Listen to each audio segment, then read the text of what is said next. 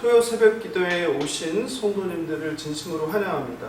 2021년 6월 12일 갱신공동체 토요 새벽 기도회를 묵도하심으로 시작하겠습니다.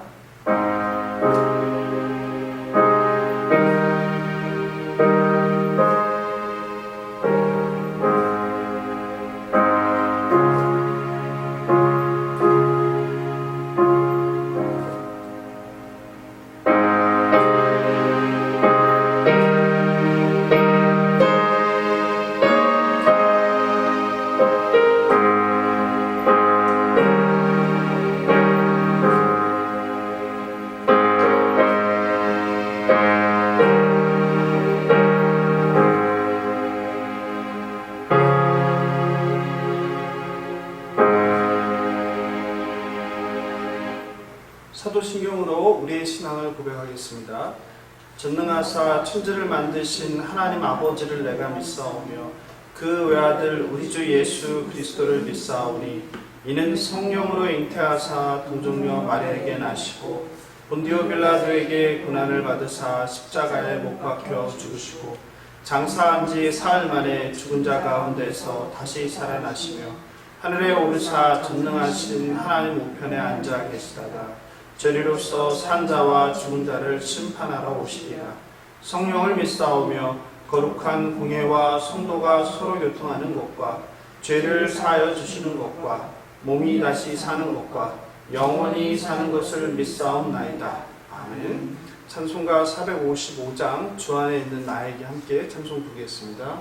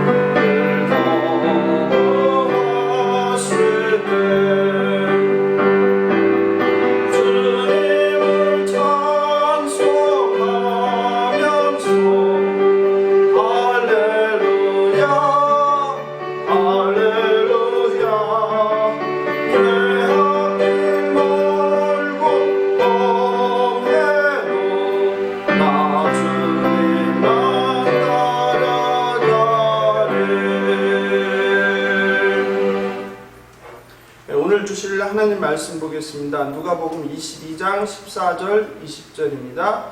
한 절씩 교독하시고 마지막 절은 합독하겠습니다. 때가 이름에 예수께서 사도들과 함께 앉으사 이르시되 고난을 받기 전에 너희와 함께 이 유월절 먹기를 원하고 원하노라. 내가 너희에게 이르노니 이 유월절이 하나님의 나라에서 이르기까지 다시 먹지 아니하리라 하시고 이에 잔을 받으사 감사기도 하시고 이르시되 이것을 갖다가 너희끼리 나누라. 내가 너희에게 이르노니 내가 이제부터 하나님의 나라가 임할 때까지 포도나무에서 난 것을 다시 마시지 아니하리라 하시고 또 떡을 가져 감사기도 하시고 떼어 그들에게 주시며 이르시되 이것은 너희를 위하여 주는 내 몸이라. 너희가 나를 위하여 나를 기념하라 하시고 함께 읽겠습니다. 저녁 먹은 후에 잔것과 같이 하여 이르시되 이 잔은 내 피로 세우는 새 언약이니 곧 너희를 위하여 붓는 것이라. 아멘. 기도하겠습니다. 자비와 긍휼이 풍성하신 창조주 하나님 아버지, 온 우주를 창조하시고 해와 달과 별을 통치하시며 사계절을 주셔서 시간의 흐름 속에 아름다운 세상의 변화를 누리게 하심을 감사합니다. 예수님을 믿음으로 구원을 주심으로 감사와 기쁨을 누리며 살아야 하는데 늘 불평하고 부족함으로 자족하지 못하고 또 세상에 빠져 분주하게 살아가는 저희들을 용서해 주옵소서. 엔 크리스토스 예수 안에서 참된 자유와 평강과 하나님의 기쁨을 누리며 살게 하옵소서. 오늘 이 시간 참 예배자로 하나님의 거룩한 임재와 하나님의 사랑과 용서와 화해를 경험하는 복된 시간 되도록 우리를 채워 주시옵소서.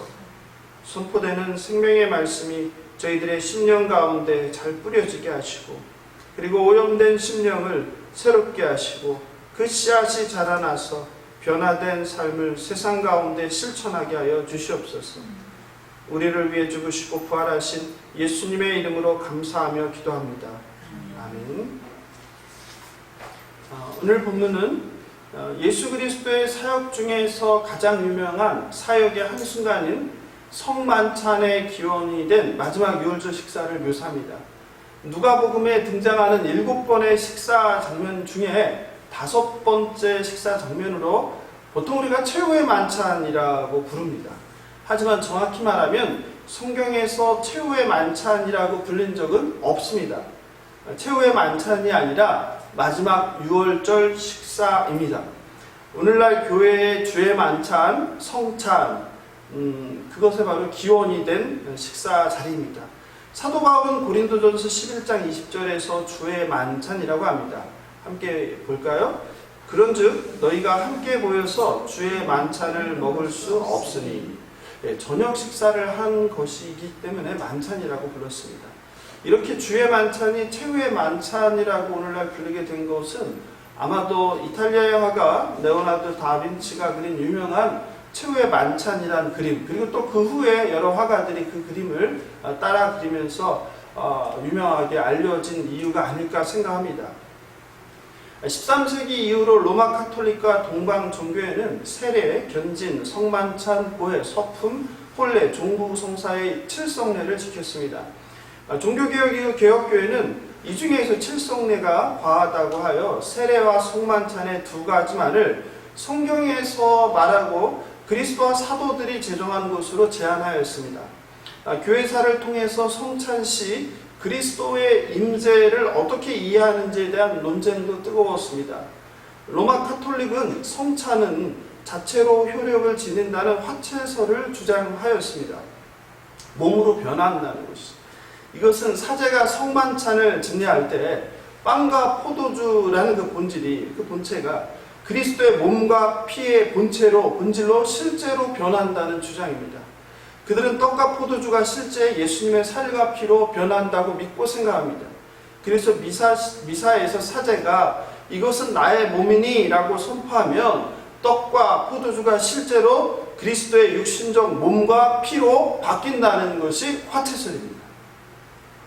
루터는 로마계의 이러한 화채설을 부인하면서 그리스도가 영적으로만이 아니라 육체적으로도 임재한다는 것을 강조했습니다. 그는 떡과 포도주가 어떤 변화를 일으키는 것이 아니라 그대로 있다고 주장하지만 그럼에도 여전히 그리스도의 몸과 피가 떡과 포도주와 더불어 그 아래에 실제로 있다고 주장하였습니다. 이것이 바로 루터의 공제설이라는 것입니다. 그런데 이와는 또 다르게 생각한 것이 칼뱅인데요. 칼뱅은 성만찬에서 그리스도의 실제적 임재는 인정하지만 그것은 물질적인 것이 아닌 영적인 존재라고 이해했습니다. 그리고 그것은 성령의 역사라고 강조했습니다. 즉 칼뱅은 그리스도가 성령의 역사를 통해 영적으로 현재한다고 주장했는데 바로 이것을 실제적인 영적 임재설이라고 부릅니다. 저와 여러분이 속한 개혁교회는 성찬은 우리의 신앙의 응답임을 강조합니다. 그러나 우리가 꼭 기억할 것이 있습니다. 성찬의 떡과 포도주는 그리스도의 실제 몸과 피가 아닙니다. 로마 교회처럼 실제로 변하는 것도 아닙니다. 그것은 그리스도께서 죄사함을 받으신 고난에 대한 예표이자 인침이라는 것이 불변의 진리라고 믿는 것이 바로 개혁교회의 성찬에 대한 이해입니다. 갱신공동체가 강남 예배당에서 교회 갱신을 하면서 제일 아쉬웠던 것 중에 하나는 물론 법적인 문제 때문에 어쩔 수 없었지만 바로 이 성만찬을 시행하지 못한 것이었습니다. 그간에 많은 성도님들께서 성찬을 어떻게 할 수 없냐 이런 질문을 많이 해주셨습니다. 오늘 말씀을 통해 예수님의 유월절 마지막 식사를 통해 성찬의 의미가 무엇인지를 함께 이해하고 깨닫는 시간이 되면 좋겠습니다. 누가복음 22장 7절에서 유월절 양을 잡을 무교절 날이 이른지라 라며 시간적 배경을 말합니다. 갈릴리에 온 사람들은 유월절을 목요일 저녁에 지켰습니다. 그리고 예수님은 제자 중에 베드로와 요한에게 유월절을 준비하라고 자세히 설명하여 보냅니다.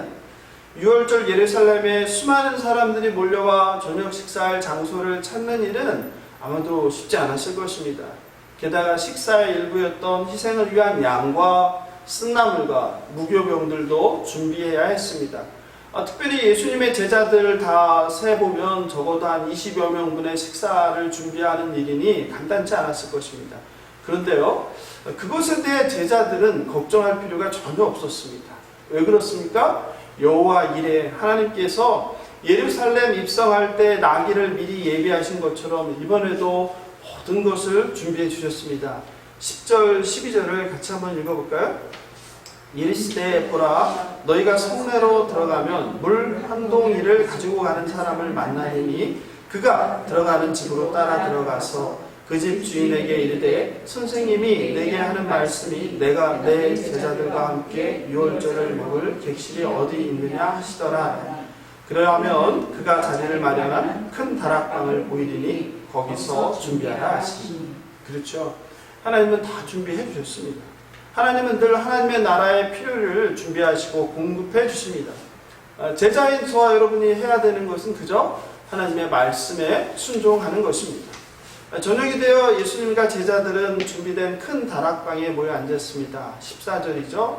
때가 이름에 예수께서 사도들과 함께 앉으사 그리고 예수님께서는 감사 기도를 하시고 포도주와 떡을 떼어 나누고 그 의미를 설명해 주십니다. 포도주 잔의 의미는 무엇일까요? 포도주는 예수님의 피로 구원을 상징합니다. 이스라엘에게 포도주는 유월절을 떠오르게 합니다. 유월절은 영어로 Passover, 즉 넘어가다 라는 뜻이죠. 뛰어넘는다는 뜻이에요. 애굽에서 종살이하던 이스라엘 백성들에게 장자의 죽음의 심판이 임합니다. 출애굽 전날 밤 죽음의 사자가 애굽 장자들을 죽일 때 어린 양의 피를 문설주에 바른 이스라엘 백성의 집은 그 죽음이 넘어감으로써 이스라엘 백성이 구원받은 데서 유래된 절기입니다. 77절 그리고 초막절과 함께 가장 중요한 3대 절기입니다. 출애굽기 12장 13절입니다.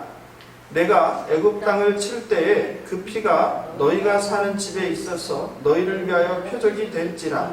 내가 피를 볼 때에 너희를 넘어가리니 재앙이 너희에게 내려 멸하지 아니하리라. 즉 피, 문설주에 바른 그 피가 구원이었습니다. 생명의 보존이었습니다. 그러므로 예수께서 잔에 포도주를 채우고 나눌 때 6월절 이스라엘의 장자를 죽음에서 지켜준 문설주의 피를 떠올렸을 것입니다. 또한 이 포도주는 언약의 피로 속죄를 의미합니다. 20절을 함께 읽어보겠습니다. 저녁 먹은 후에 잔도 그와 같이 하여 이르시되 이 잔은 내 피로 세우는 새 언약이니 곧 너희를 위하여 붓는 것이라. 예수님께서는 포도주는 내 피로 세우는 새 언약이라고 하십니다.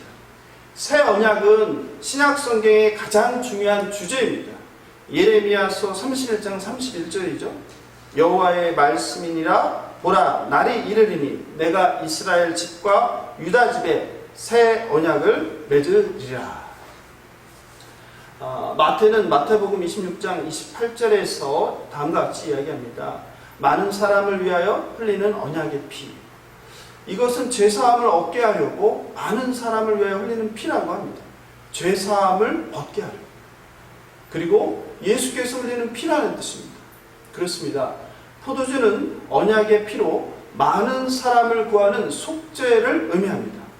예수님은 최후의 만찬에서 잔에 포도주를 부으며 예수님께서 피를 흘림으로 속죄를 감당하시고 죄인을 구하는 언약을 완성하심을 말씀하십니다. 포도주와 잔은 예수님께서 죄인을 구원하기 위한 희생제물이 되었다는 것을 의미합니다. 두 번째로 빵, 떡은 무엇을 의미할까요?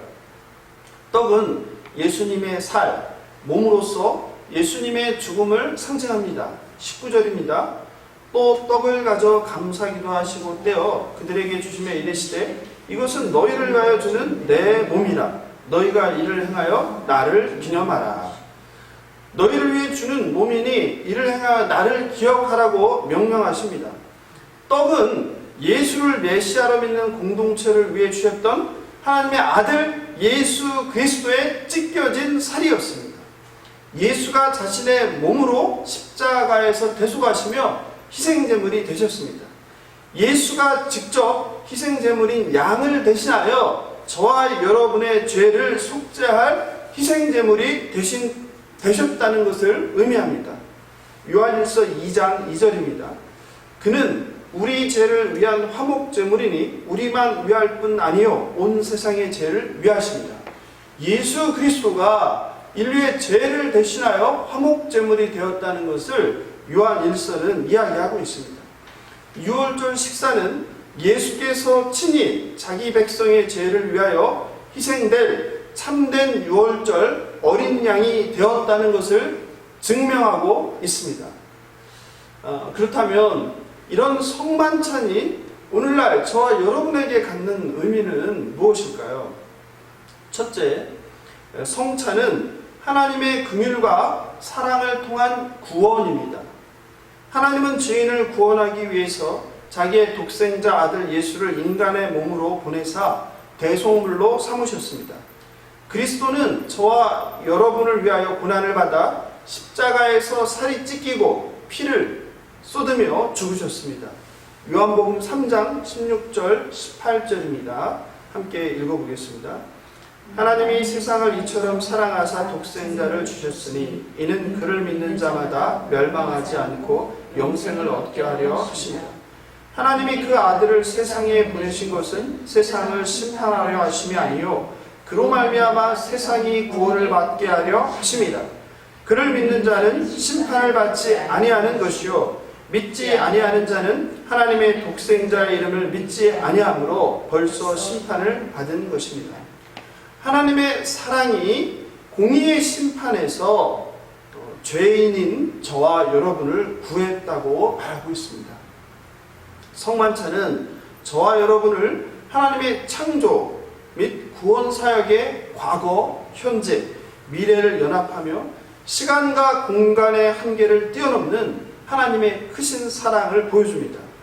하나님께서는 죄인인 인간을 사랑하사 자신의 살과 피를 희생하며 사랑의 언약, 새 언약을 성취하십니다. 기독교는 이와 같이 결국 타자를 위해 죽는 것입니다. 타자를 위해 기꺼이 썩어지는 미랄이 되는 사랑의 진리입니다. 하나님은 그래서 사랑 그 자체인 것입니다. 그리고 성찬을 통해 그리스도의 사랑을 저와 여러분에게 인쳐 주십니다. 실제로 종교개혁가 쯔긍길리는 로마교회의 성찬의 신비주의화를 배격하며 성찬은 인 또는 보증이라고 하였습니다. 하나님의 언약의 은혜에 대한 보증입니다. 둘째, 성찬을 통해 그리스도 안에서 하나님과 그리고 형제 자매들이 서로 연합합니다. 우리는 성찬에 참여하여 떡과 포도주를 마시며 주님을 단순히 기억하는 것이 아니라 주님의 살과 피로 연합합니다. 그리고 예수를 통하여 하나님과 연합하게 됩니다. 그리고 시공간의 제한을 받던 우리의 삶이 하나님과의 연합으로 영생을 이미 시작한 것입니다. 고린도전서 12장 13절입니다. 우리가 유대인이나 헬라인이나 종이나 자유인이나 다 한 성령으로 세례를 받아 한 몸이 되었고 또 다 한 성령을 마시게 하셨느니라. 고린도전서 10장 16절 17절입니다.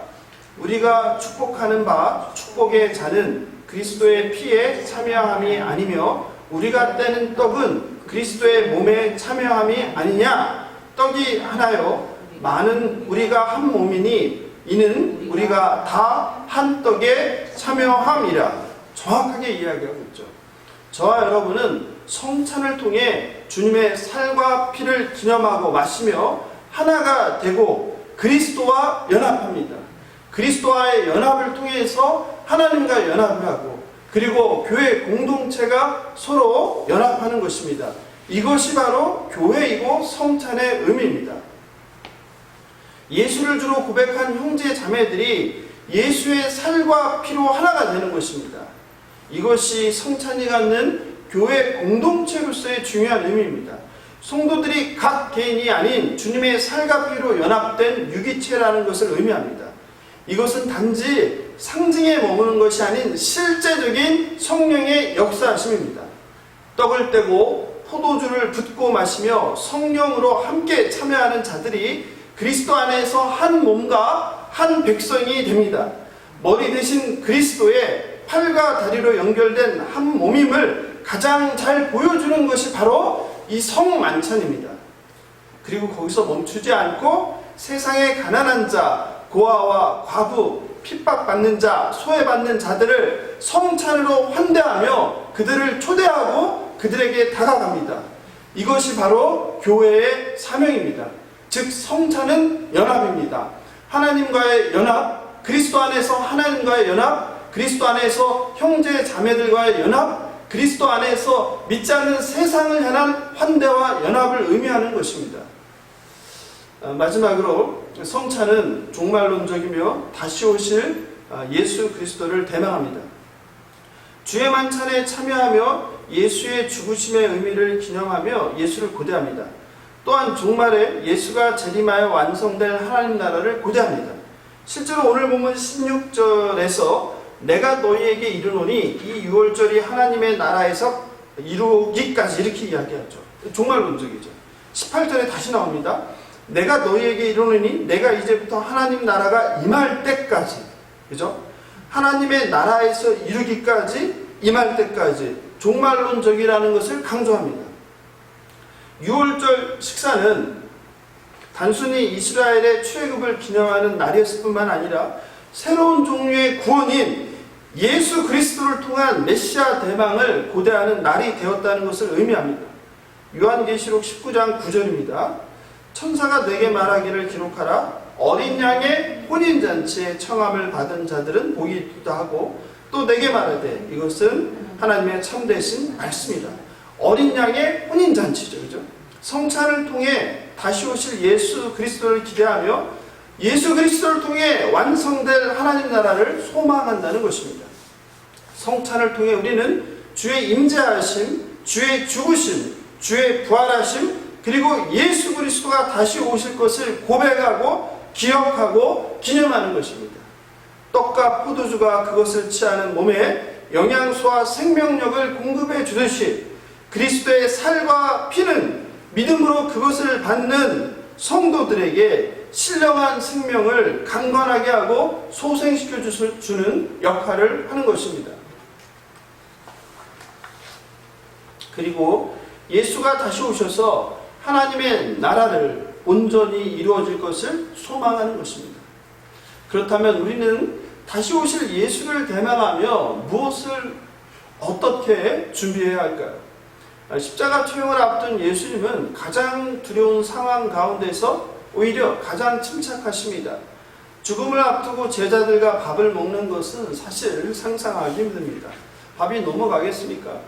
그러나 주님은 우리에게 본이 되사 마지막 유월절 저녁 식사를 하며 제자들에게 성찬의 의미를 설명하며 하나님께서 맡겨주신 사명을 끝까지 감당하십니다. 바울은 고린도전서 11장 26절에서 우리의 사명은 떡을 떼고 잔을 마시며 예수 그리스도가 우리를 위하여 죽으셨다는 것을 전해야 합니다. 이렇게 말하고 있습니다. 저와 여러분도 성찬을 통해 주님을 기억하며 예수 그리스도를 세상에 전해야 합니다. 우리를 위해 죽으시고 부활하신 예수 그리스도를 믿지 않는 가족에게, 믿지 않는 직장 동료에게, 믿지 않는 이웃에게, 믿지 않는 열방에게 전해야 합니다. 그것이 바로 저와 여러분을 향한 하나님의 예수 그리스도의 명령입니다. 로마 교회의 부패와 타락에 참된 교회로의 개혁을 외친 종교개혁가들은 참된 교회의 증거로 검증받을 기준인 표지를 강조했습니다. 종교개혁가들, 특히 루터주의자들은 적어도 두 가지의 표지들이 참된 교회와 거짓된 교회를 구별해 준다고 주장했습니다. 우리는 8년을 교회 갱신했으니 거짓교회, 참교회 굉장히 잘 알고 있을 거라고 생각하는데요. 루터가 주장한 것은 두 가지입니다. 그 첫째는 하나님의 말씀의 올바른 선포였습니다. 두 번째는 참된 교회의 표지는 바로 성례가 올바로 시행되는가 였습니다. 개혁교회에서 주장한 것은 7성례가 아니라 두 가지 성례죠. 세례와 성찬. 이게 기준이었습니다. 그래서 말씀과 성례를 교회의 특별 은혜의 방편이라고 하였습니다. 성도들이 하나님으로부터 하나님의 말씀과 그리고 성례를 통해서 은혜를 받는다는 것입니다. 하나님께서 직접 제정하신 말씀과 성례를 통해서 하나님은 은혜를 보여주시고 증거한다는 뜻입니다. 1536년 제네바 신앙 고백서는 다음과 같이 진술합니다. 한번 들어보시기 바랍니다. 예수 그리스도의 교회를 참되게 구별시켜주는 정당한 표지는 그분의 거룩한 복음이 순전하고 신실하게 설교되고 선포되며 들려지고 지켜지는 것. 그리고 설령 어떤 불완전함과 실수가 존재한다고 할지라도 그분의 성례가 언제나 사람들 가운데 정당하게 시행되는 것이다. 잔 칼뱅은 1559년 작성했던 프랑스 신앙 고백서에서 다음과 같이 말합니다. 성례의 시행이 이루어지지 않는 곳에는 어떠한 교회도 존재할 수 없다. 이 정도로 성례는 중요한 것입니다. 설교가 하나님의 들리는 말씀이라면 성례는 보이지 않는 하나님의 말씀이라고 강조하였습니다. 세례가 죄-씻음과 거듭남을 통한 예수 그리스도와의 연합이라면 성찬은 거듭난 새 사람에게 영양분을 주어 자라게 하는 것입니다. 세례가 그리스도인의 삶의 시작이라면 성찬은 그리스도인에게 영양을 공급하여 자라나게 하는 것입니다. 그런 점에서 오늘날 개신교는 성례를 가볍게 여기며 비대칭으로 너무 들리는 말씀인 설교에만 치중하는 경향이 있습니다. 특별히 또 갱신 공동체는 그간 교회의 본질을 회복하기 위하여 세속화하고 부패한 종교 권력에 대항하여 하나님의 공의를 세우기 위해 8년의 긴 싸움을 벌였습니다. 그러나 너무 안타깝게도 교회법이란 현실의 어려움으로 교회의 가장 중요한 성례인 성찬과 세례를 하지 못했습니다. 교단법, 세상이 만든 종교 권력자들이 만든 그 교단법이라는 것 때문에 성경에서 예수 그리스도가 명령한 사도가 정한 성례인 성찬을 제대로 하지 못했습니다. 어떤 점에서 인정하고 싶지 않겠지만 성도들이 성찬을 통해 성령 안에서 그리스도의 살과 피를 먹으며 하나님과 연합하지 못했고 성도들 간에 하나로 연합하지 못했습니다. 또한 참신자로 자라날 영양분도 충분히 공급받지 못했습니다. 그러나 이것은 우리 공동체만의 문제는 아닙니다. 한국교회 성찬은 1년에 분기에 한 번씩 4번 정기적으로 예배의 일부로 축소되었고, 현실 교회의 핑계 삼아서 아주 간소화된 것은 참으로 비극적인 일입니다. 본질을 잃고 종교화되고 제의가 되었습니다. 거추장스러운 로마 카톨릭의 예전들을 비판했던 종교 개혁가들은 성만 차는 예외로 여기며 그 중요성을 강조하며 자주 해야 한다고 주장하며 할 수만 있다면 매주 행해야 한다고 강조했습니다. 중세 로마 교회가 성찬 미사에 1년에 한 번 의무적으로 참여케 했습니다. 종교개혁가 쯔근글리는 1년에 4차례 부활절, 오순절, 그리고 가을철 성탄절에 할 것을 요구했습니다. 그러나 칼뱅은 매주 해야 한다는 것을 강조했는데, 다음은 칼뱅의 주장입니다. 성찬은 1년에 한 차례만 하거나 지금 관습처럼 그렇게 아무렇게 하라고 제정된 것이 아니다. 그보다 기독교인들이 좀 더 그리스도의 순환에 대한 기억으로 돌아오게끔 하기 위해 좀 더 자주 시행되도록 제정되었다.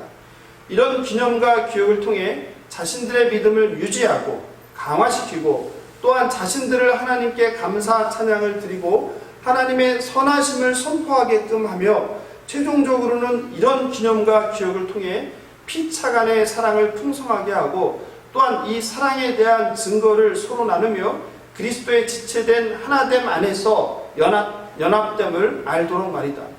우리가 주의 몸이라는 상징에 자주 참여할수록 우리 중 그 누구도 다른 지체들을 상하게 할 수 있는 그 어떤 일도 허락하지 않게 하는 모든 사랑의 의무들에 우리 자신을 피차 묻게 되며, 또한 필요한 모든 것을 공급하시는 주를 도울 수 있게 하는 모든 것들을 바라보도록 서로를 묶어주도록 한다. 말씀을 마무리합니다. 오늘날 많은 그리스도인은 습관적으로 참여합니다. 그리고 성찬의 참된 의미가 무엇인지도 모릅니다. 그리고 일부 성도는 왜 성찬을 자주 해야 하는가라는 의문을 품고 질문을 던집니다. 그런데 성찬은 해도 그만 안 해도 그만인, 그리고 바꿔도 되는 예배의 일부가 아닙니다. 성찬은 교회를 향한, 예수 그리스도를 왕으로 섬기는 제자들을 향한, 그리고 성도를 향한 내 몸과 피를 기념하라는 명령이었습니다. 바로 예수 그리스도께서 성찬을 제정하셨고 명령하셨습니다. 누가복음 22장 19절 20절입니다. 또 떡을 가져 감사 기도하시고 떼어 그들에게 주시며 이르시되, 이것은 너희를 위하여 주는 내 몸이라. 너희가 이를 행하여 나를 기념하라 하시고, 저녁 먹은 후에 잔도 그와 같이 하여 이르시되, 이 잔은 내 피로 세우는 새 언약이니 곧 너희를 위하여 붓는 것이라. 보링은 그의 책 마태에서 성찬의 의미를 6가지로 설명하는데요, 제가 참 좋아하는 개념이에요. 성찬은 뒤돌아보게 하고, 앞을 보게 하고, 안을 보게 하고, 위를 보게 하고, 옆을 보게 하고, 저 바깥을 보게 합니다. 뒤돌아본다는 것은 예수 그리스도가 행하심이죠. 십자가에서 죽으시고 부활하시고, 앞을 본다는 것은 예수가 다시 오심으로 완성될 하나님 나라를 소망하는 것이죠. 안을 본다는 것은 성찬을 통해 죄인된 자기 자신을 바라보는 것이죠. 자기가 속한 공동체를 바라보는 것이죠. 위를 보는 것은 죄인을 불쌍히 여기사 독생자 예수를 보내주신 하나님의 그 사랑을 기억하는 것이죠. 옆을 본다는 것은 공동체가 함께 떡을 떼는, 잔을 마시며 하나가 된다는 것이죠. 바깥을 본다는 것은 주님 오실 때까지 믿지 않는 저 세상을 향해 예수의 죽으심과 다시 오심의 복음을 전해야 한다는 것을 뜻합니다. 바라옵기는 갱신 공동체가 교회의 본질인 성찬을 하루빨리 회복하길 소망합니다. 성찬을 통해 주님의 살과 피를 함께 나누며 주님의 죽으심의 의미를 기념하고 감사하는 삶을 사시기 바랍니다. 성찬을 통해 다시 오실 예수 그리스도를 소망하며 하나님과 연합한 삶을 누리시기 바랍니다. 함께 주님의 살을 떼고 잔을 마시며 주 안에서 저와 여러분이 교회 공동체로 교제하며 하나로 연합하길 바랍니다. 그리고 삶의 자리에서 그리스도와 연합된 자로서 그리스도의 향기를 세상에 전하시길 바랍니다. 마지막으로 주께서 명령하신 예수 그리스도의 십자가 대속을 세상에 열방에 전하길 바랍니다. 성찬을 통해 그리스도의 살과 피를 기억하며 영적 양분을 공급받아 날마다 자라나며 하나님의 은혜로 더 깊이 나아가 하나님과 연합되어 세상에 보냄받은 제자로 성도의 삶을 살아내는 갱신 공동체 저와 여러분 되시길 예수님의 이름으로 축원합니다. 오늘 말씀 생각하면서 기도하면 좋겠습니다. 성찬의 참 의미를 알게 해주심을 감사합니다. 주님의 살과 피를 기념하며 주님의 죽으심과 부활과 다시 오실 예수 그리스도를 소망하게 하옵소서. 갱신 공동체가 바라기는 성찬을 회복하여 교회의 본질을 회복하고 예수님을 세상에 전하는 공동체 되게 하여 주시옵소서. 성찬을 통하여서 하나님과 연합하게 하시고 성찬을 통하여서 떡과 포도주를 떼고 마시며 성도들이 하나가 되게 하여 주시옵소서. 기도하겠습니다.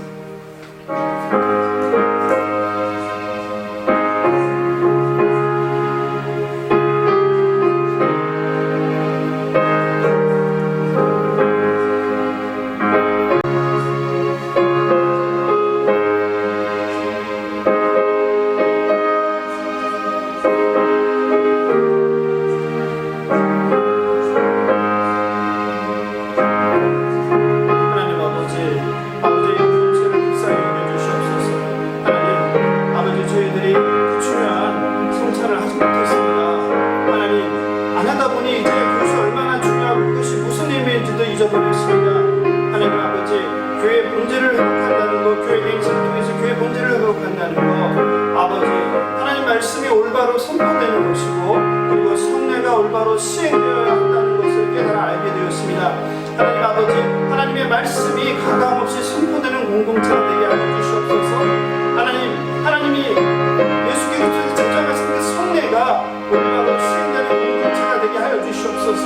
들리는 말씀과 보이는 말씀을 통하여서 우리를 새롭게 하여 주시옵소서.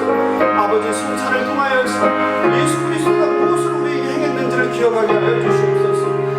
성찬을 통하여서 하나님 아버지가 어떤 분인지를 우리가 알게 하여 주시옵소서.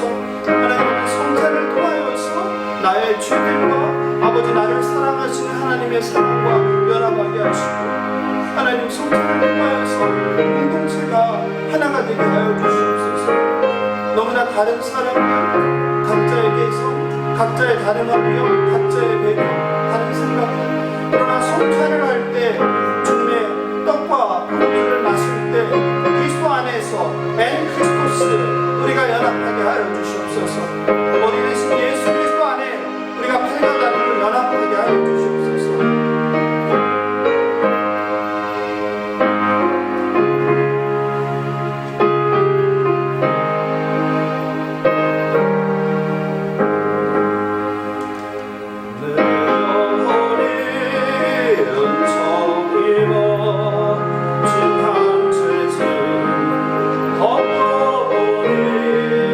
슬픔 나는 이 세상도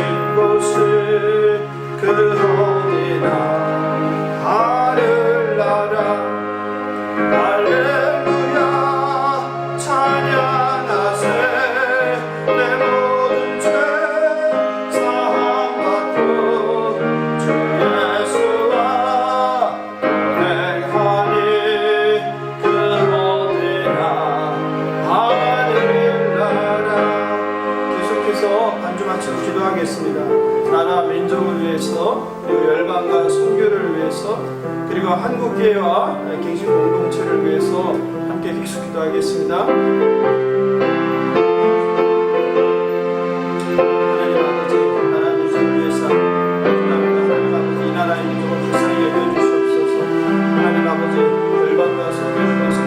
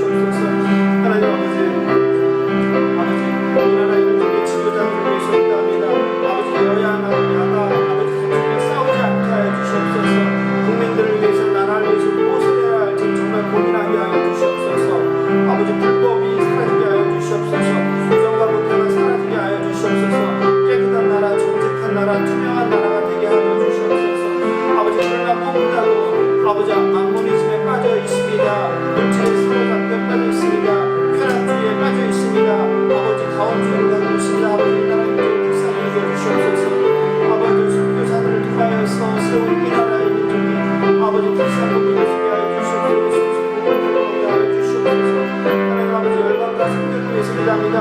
아버지 해외 선교사들을 위해서 기도합니다. 아버지 그들을 불쌍히 여겨주시옵소서. 아버지 해외에 있는 선교사들이 코로나로 인해서 목숨이 위험에 처한 사람들이 많이 있습니다. 아버지 선교지에서 코로나로 인해서 죽어가는 선교사들이 있습니다. 하나님 아버지 그들을 불쌍히 여겨주시옵소서. 아버지 열방을 기도주시옵소서. 아버지 미얀마를 불쌍히 여겨주시옵소서. 아버지 인도 땅을 불쌍히 여겨주시옵소서. 아버지 동남아시아에 아버지 무상숭배 받은 자들을 불쌍히 여겨주시옵소서. 아버지 코로나로 인해서 치료도 받지 못하고 너무나 많은 사람들이 죽어가고 있습니다. 아버지 그들을 불쌍히 여겨주시옵소서. 아버지 선진국들이 아버지 그들을 돕게 하여 주시옵소서. 아버지 남아있는 백신을 돕게 하여 주시옵소서. 그리하여서 그들이 코로나로부터 안전하게 하여 주시옵소서. 아버지 그 땅에서 살아가는 모든 선교사들을 불쌍히 여겨주시옵소서. 아버지 그들을 통하여서 하나님 나라의 선한 열매들이 맺히게 하여 주시옵소서. 아버지 선교사들을 통하여서 교회를 통하여서 아버지 믿지 않는 우상숭배 빠지는 예수께 돌아오는 역사가 일어나게 하여 주시옵소서. 하나님 아버지 한국교회와 갱신공동체를 위해서 기도합니다.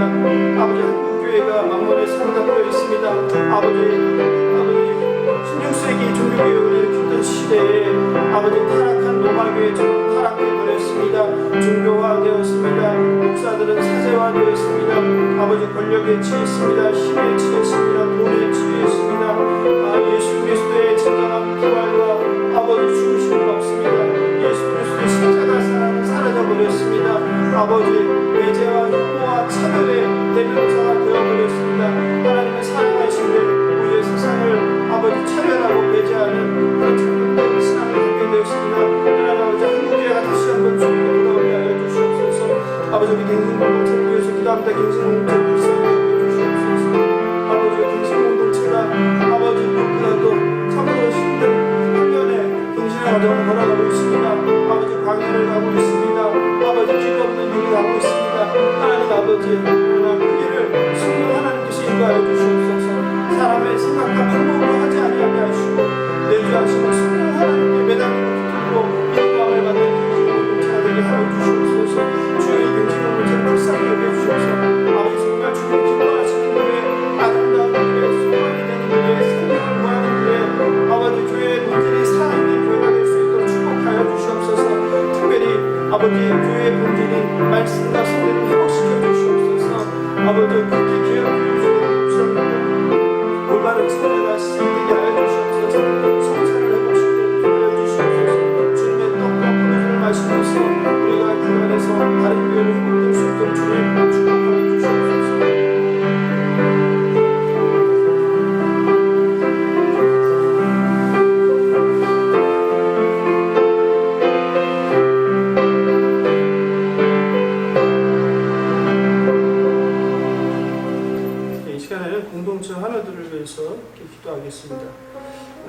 할 때를 꺾지 않으시고 꺼져가는 등불도 끄지 않으시는 하나님께서 자비와 긍휼을 하루와 가족들에게 베풀어 주옵소서.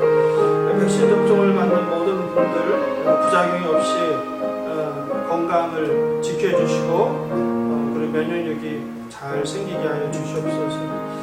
금요일 새벽에 우리가 함께 그동안 기도했던 백혈병과 싸우시던 제집사님이 하나님의 부르심을 받았습니다. 슬픔을 당한 유족들을 위로하여 주시고 또 금토일 3일간의 장례가 진행되는데 하나님의 은혜를 기억하며 하나님의 사랑을 떠올리고 또 사랑하는 가족을 기억하는 시간 될 수 있도록 함께 기도해 주시면 좋겠습니다. 이태경 청년 폐암과 싸우는 권사님, 투석하시는 남권사님, 김집사님, 이석증으로 힘드신 정권사님, 교통사고 후유증으로 고생하시는 고건사님, 부정맥으로 고생하시는 정권사님, 그다음 메니에르로 고생하는 문권사님, 심장혈관 치료하는 정집사님, 림프암, 대장암, 각종암과 당뇨와 신부전증, 루게릭병, 무릎 관절 등 질병을 고통받는 하나님의 아들, 딸, 또 특별히 우울증, 공황장애로 고생하는 이집사님, 정신질환으로 고통받는 환우들,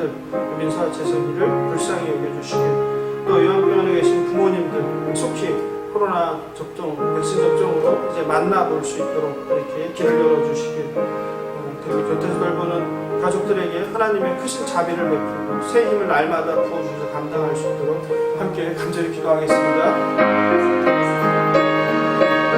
하나님 아버지 정말 우리의 생사아버지 하나님 아버지 손에 있음을 고백합니다. 하나님 저희를 불쌍히 여겨주시옵소서. 아버지 그동안 함께 기도했던 최집사님께서 하나님의 부르심을 받았습니다. 아버지 얼마 전까지만 해도 통화하고 기도해드리고 했는데 하나님 아버지 어떻게 이렇게 빨리 갈 수 있는지 참으로 안타깝습니다. 아버지 집사님 하나님 말씀을 전할 때 기도할 때마다 아멘 아멘으로 회답하던 그 기억이 생생합니다. 하나님 아버지 저희들을 불쌍히 여겨주시옵소서. 하나님 아버지 저희들을 불쌍히 여겨주시옵소서. 아버지 저희들이 할 수 있는 것이 아무것도 없음을 고백합니다. 아버지 온갖 질병으로 고통받는 하나들을 주님 자비를 베풀어 주시옵소서. 견딜 만한 힘을 주시고 아버지 좋은 의사 선생님 좋은 약 만나서 치유되게 하여 주시고 무엇보다 더 가능하다면 예수 그리스도 친히 안수하여 주셔서 깨끗함을 받게 하여 주시옵소서. 나음을 받게 하여 주시옵소서. 나사렛 예수 그리스도의 이름으로 명하노니 깨끗함을 받을지어다. 나음을 받을지어다. 믿음대로 될지어다. 몸속에 있는 모든 암세포들이 떨어져 나가게 하여 주시옵소서. 녹아내리게 하여 주시옵소서. 몸속에 있는 모든 염증들이 사라지게 하여 주시옵소서. 혈관을 막고 있는 모든 더러운 녹화물들의 지방덩이들이 녹아내리게 하여 주시옵소서. 깨끗함을 받게 하여 주시옵소서. 머리부터 발끝까지 예수 그리스도의 피로 덮어 주시옵소서. 사함을 받게 하여 주시옵소서. 하나님 치료하여 주시옵소서. 고쳐 주시옵소서. 눈먼 자를 눈뜨게 하시고 죽은 자를 살리시고 아버지 기모은 자를 기를 풀리게 하시고 걷지 못하는 자를 걷게 하시고 아버지 12혈병을 앓는 여인을 옥자라고 만들어 그 믿음으로 구원을 주는 것처럼 예수 그리스도를 믿음만으로 그 구원을 붙잡음만으로 취함을 받는 역사가 이 시간 임하게 하여 주시옵소서.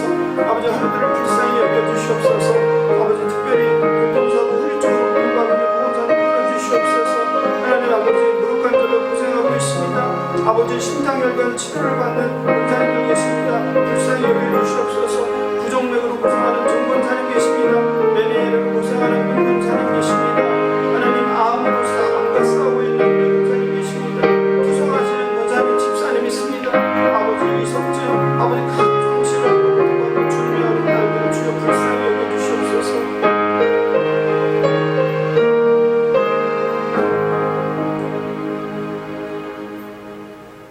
노하기를 더디하시며 자비가 많으신 하나님 아버지, 우리들의 생사화복이 하나님 아버지께 있음을 다시 한번 고백합니다.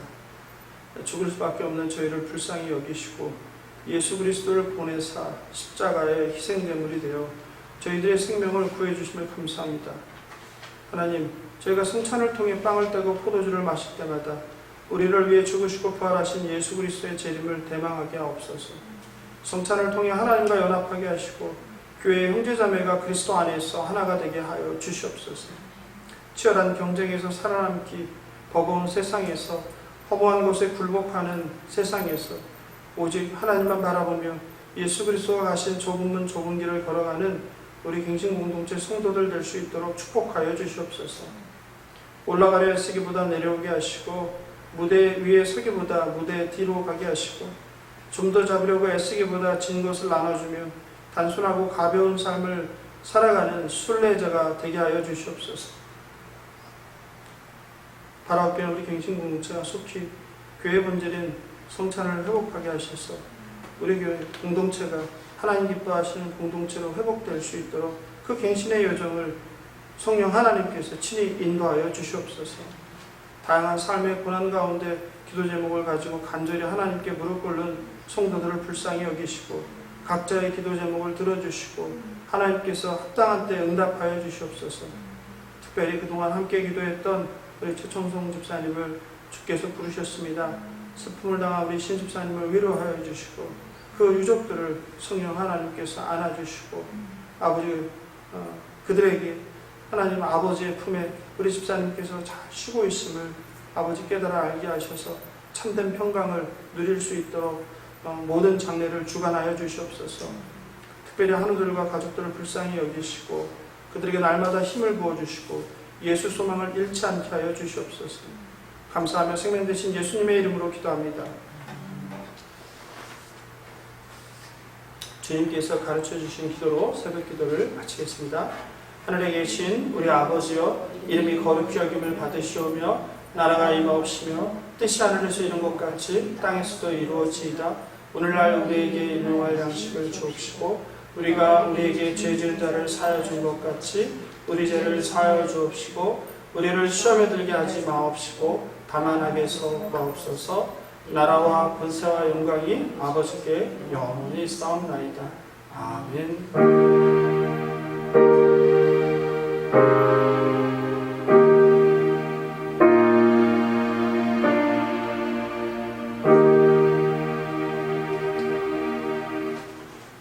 감사합니다. 다음 주 토요일 새벽 6시에 300일에서 뵙겠습니다. 한 주간도 건강하시고 주 안에서 참된 평강과 또 하나님과 연합을 누리시길 기도합니다.